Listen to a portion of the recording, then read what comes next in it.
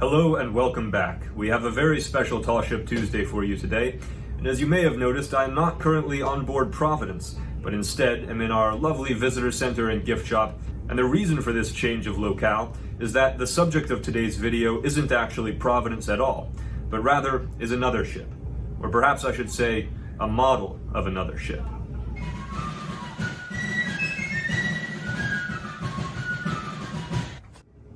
So as I alluded to just a few moments ago, today we'll be taking a look at a lovely ship model constructed by Larry Valett of the Washington Ship Model Society, which is a very fine organization that I urge you to check out if you have any interest at all in the construction or rigging of traditional sailing vessels, or really in any type of ship at all, as they don't by any means limit themselves to sail-powered ships. So, a big thank you both to Larry Valett and to the Washington Ship Model Society. Now, model ships are really a rather interesting world all to themselves, and people have been making model ships for at least as long as they've been building actual ships, whether as toys for children, religious items, or just for the pleasure of building something. But in Europe, through most of the golden age of sail, model ships were constructed by shipyards as a kind of proof of concept before building the real thing. So they became tremendously elaborate and meticulously rigged, and Larry's model is very much in line with this proud tradition, except that instead of building his model as a proof of concept before building a full-sized version, Larry's ship is an attempt to recreate on a small scale a vessel that actually existed in history. In this case, the Fair American.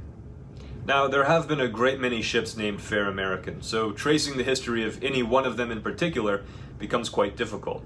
But Larry's Fair American is, broadly speaking, a type of vessel called a brig, meaning that she has two masts and is square-rigged on both.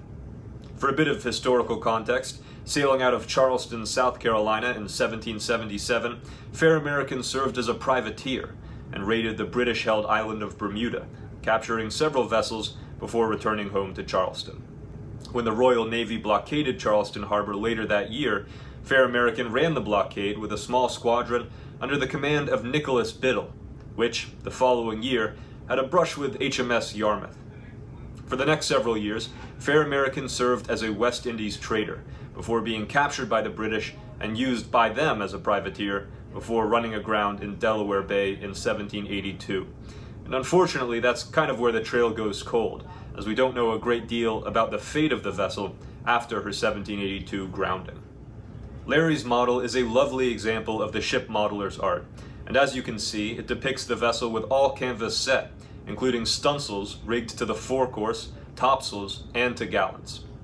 Interestingly enough, there is another model purporting to be of the Fair American on display at the truly exceptional model ship collection of the U.S. Naval Academy in Annapolis, Maryland. But this model has been re-rigged and may possibly depict the ship as she might have appeared after the War for Independence. But nonetheless, if you ever are in Annapolis, I highly recommend you check out their museum because it is one of the finest in the world. So, there you have it. Once again, a big thank you to both Larry Valett and to the Washington Ship Model Society. And for extra points, if you can tell me what kind of ship is depicted in the Society's logo, do feel free to comment it down below. Until next time.